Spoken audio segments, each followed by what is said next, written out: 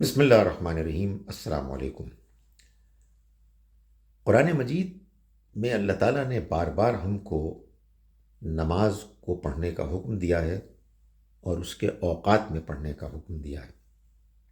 قرآن مجید نے ہم کو یہ بھی بتایا ہے کہ نماز ہم اللہ کی یاد کے لیے پڑھتے ہیں، تاکہ ہم نماز پڑھیں اور اللہ کو یاد کریں۔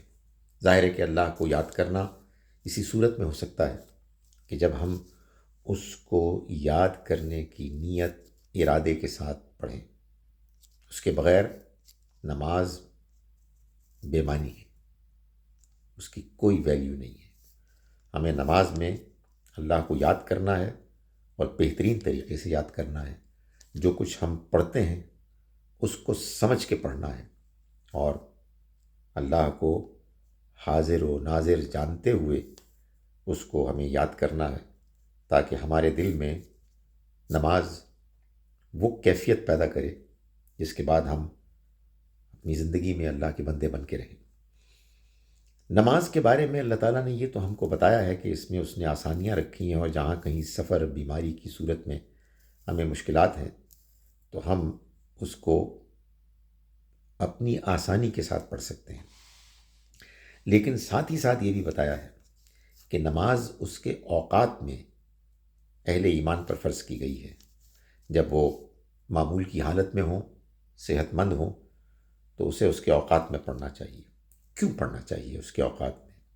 اس کی وجہ یہ ہے کہ اللہ تعالیٰ نے یہ جو 5 نمازیں ہیں ان سب کو ایسے اوقات میں پڑھنے کا حکم دیا ہے جس میں اگر ہم سوچ سمجھ کر شعور کے ساتھ پڑھیں تو ہمیں یہ احساس ہوگا کہ یہ اوقات وہ اوقات ہیں کہ جن میں ہمارے گرد و پیش کی کائنات میں ایک غیر معمولی تبدیلی آتی ہے، اور یہ تبدیلی ہمارا ایمان ہے کہ اللہ کے حکم سے آتی ہے۔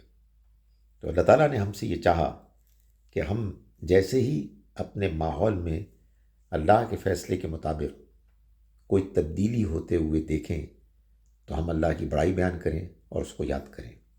فجر کی نماز کا وقت وہ وقت ہوتا ہے کہ جب رات کے اندھیرے کی ایک طویل مدت کے بعد اللہ کے حکم سے دن کی روشنی کی اولین کرنیں افق پر نمایاں ہوتی ہیں۔ یہ وہ موقع ہوتا ہے کہ جب ہم کہتے ہیں اللہ اکبر، اللہ سب سے بڑا ہے، وہی ہے کہ جو اس کائنات کو چلا رہا ہے، اور اسی نے رات کے اندھیرے سے صبح کی روشنی کو نمودار کیا۔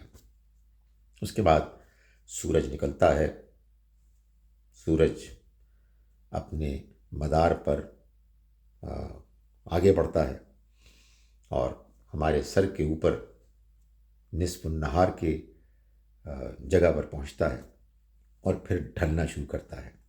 اللہ نے یہ وقت دیا ہم کو کہ ہم کام کاج کریں، لیکن جب سورج اپنے عروج پر پہنچنے کے بعد ڈھلتا ہے تو ہم ایک مرتبہ پھر اللہ کی بڑائی بیان کرتے ہیں، اللہ اکبر کہتے ہیں، اس اعتراف میں کہ سورج کو نکالا، وہاں اوپر تک پہنچایا اور پھر اس کو ڈھلنے کی طرف مائل کیا اللہ نے۔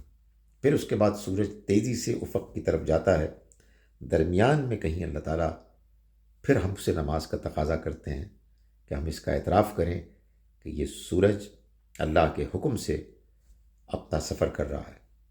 مغرب کا وقت وہ وقت ہوتا ہے کہ جب ایک عظیم انقلاب آ جاتا ہے، وہ سورج کہ جو سارا دن روشن رہا وہ غائب ہو جاتا ہے اچانک، بغیر کسی پلاننگ کے نہیں، آپ سے آپ نہیں، بلکہ اللہ کے حکم سے۔ اس موقع پر اگر انسان شعور کے ساتھ اللہ کو یاد کرے تو انسان اپنے دل سے کہتا ہے اللہ اکبر، اے اللہ تو سب سے بڑا ہے۔ اور پھر آخر میں جب رات چھا جاتی ہے، اندھیرا ہر طرف معلوم ہوتا ہے کہ پوری دنیا کو اپنے گرفت میں لیا ہوئے ہے، اس موقع پر پھر بندہ مومن اللہ کو یاد کرتا ہے اور کہتا ہے اللہ اکبر اور اللہ کا کلام پڑھتا ہے۔ یوں نماز کے اوقات در حقیقت اس وجہ سے اللہ نے منتخب کیے ہیں کہ ہم اس کو بہترین طریقے سے یاد کر سکیں اور اس کی بڑائی بیان کر سکیں۔ اللہ تعالی ہم کو نماز صحیح جذبے اسپرٹ کے ساتھ پڑھنے کی توفیق عطا فرمائے۔